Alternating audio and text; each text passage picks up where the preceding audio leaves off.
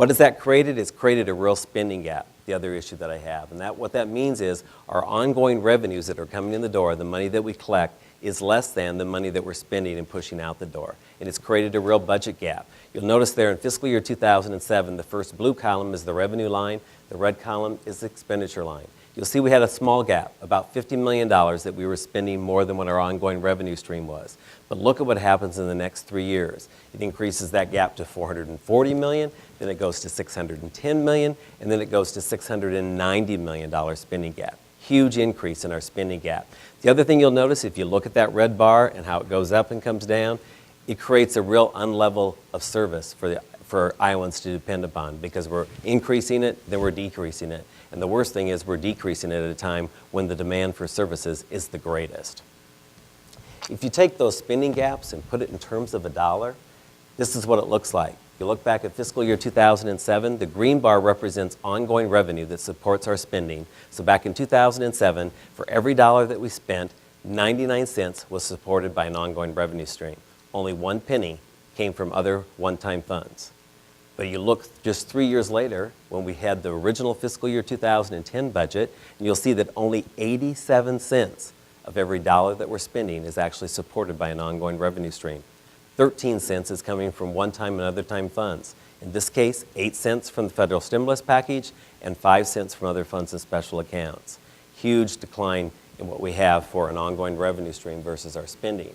And if we reverse that and look at it for every dollar of revenue coming in the door, how much are we trying to spend? You'll notice back in fiscal year 2007, for every dollar coming in the door, we were trying to spend $1.01. Now in fiscal year 2010 original budget, for every dollar coming in the door, we're trying to spend $1.14. Now let me put that in perspective for you. It would be like a family with a $50,000 annual income back in fiscal year 2007 had to put $500 on their charge card in order to balance their budget. Not perfect, but very manageable. Now just 3 short years later, that same family with a $50,000 annual income now has to put $7,000 a year on their charge card in order to balance their budget. We're going the wrong direction and at a very, very fast pace.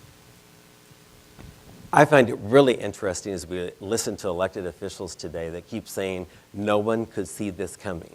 What I've shown you here in this chart is a couple of quotes from 2008, 2 years ago. This is what the experts were saying about the lag for revenues to hit the states and the depth of the type of recession that we might be entering into. But yet today, we have people out there saying no one could see this coming. The experts were warning us. We chose to ignore the warnings that actually were out there. It's interesting, especially since it was actually in October of 2009 that the governor had to implement 10% across the board cut. That 10% across the board cut was 18 months after the warnings came out. Plus, that's all we've heard over the last 18 months was what the recession looked like.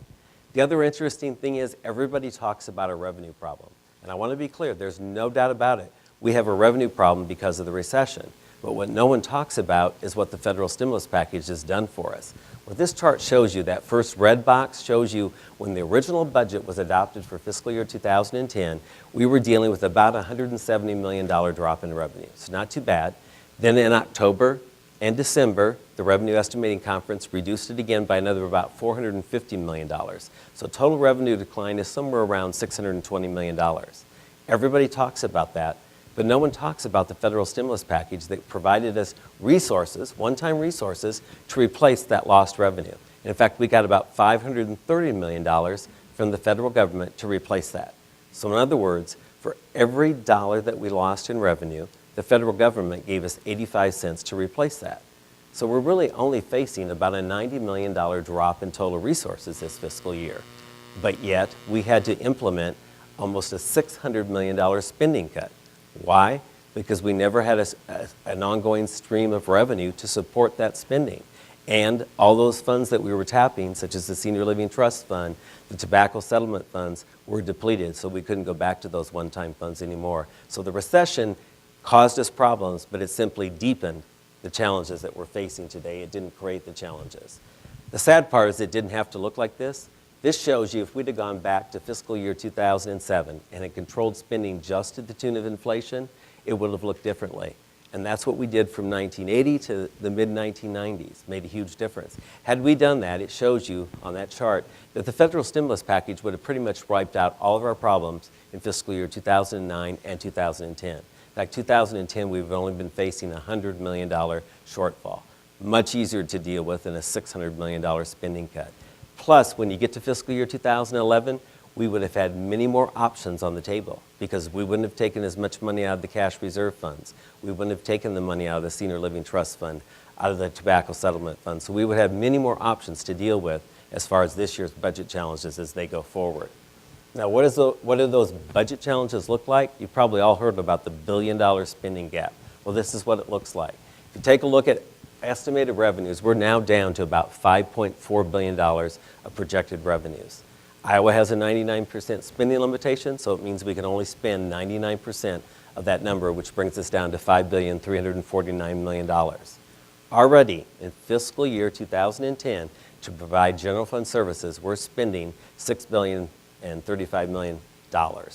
So that's after the 10% across the board cut. So that's the reduced spending base that we're going from. Now we have some things for education and Medicaid that are already built in, and if we bring those costs in, it's going to be at least a $200 million increase.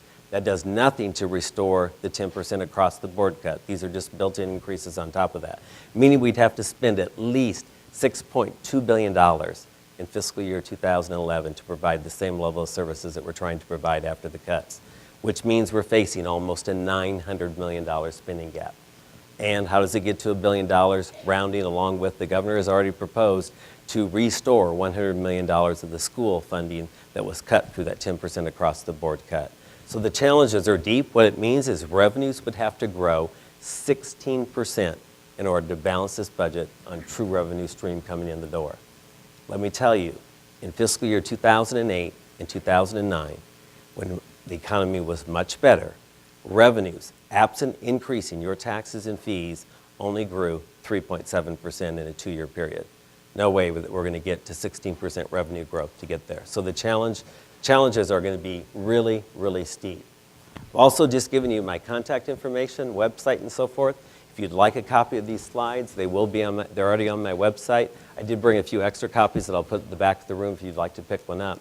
But as I said before, I have to give you some doom and gloom because that's the reality that we're facing. It is not going to be easy.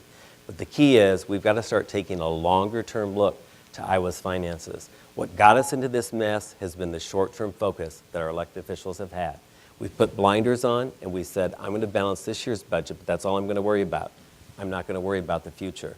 Well, we all know with our own personal finances, if we only considered the short term and ignored the long term, we would not make the best decisions with our own personal finances. And that's what's happening with Iowa's finances. We're not considering the long term, and we've made some decisions that have caused us, with this recession, to have many more challenges than what we should have had we controlled our stuff. So with that, I'll turn it over to Jim again and look forward to questions.